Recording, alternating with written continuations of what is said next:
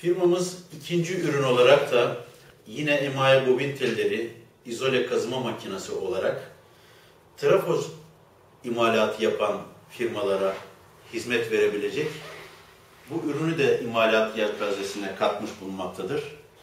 Bu ürün de günde on binlerce aynı çapta teli kazımak ihtiyacı hisseden firmalara hitap etmektedir.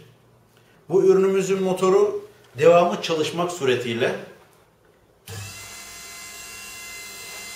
hizmet etmektedir.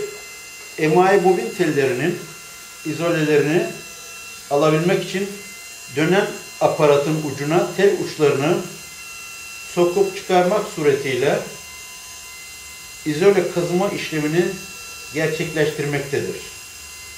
Örneğin günde 1.10 milimetre tel çapı kazıma ihtiyacı hisseden bir firma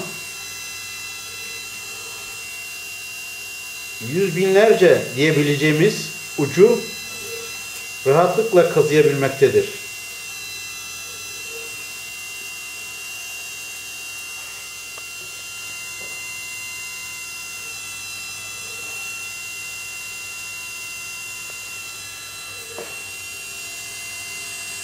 Bu ürünümüzde de hız kontrol ünitesi bulunmaktadır.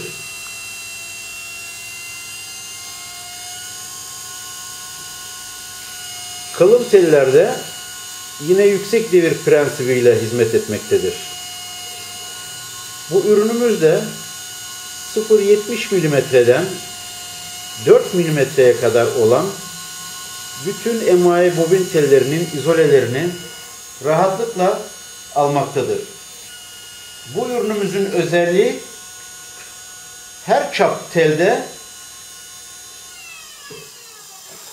bu mekanik aparatımıza tellerin çaplarına göre ayar mekanizmasını ayarlayıp sabitledikten sonra onlarca, yüzlerce, binlerce aynı çaptaki emaye bobin telinin izolelerini almak için geliştirilmiş bir üründür. Teşekkür ediyorum.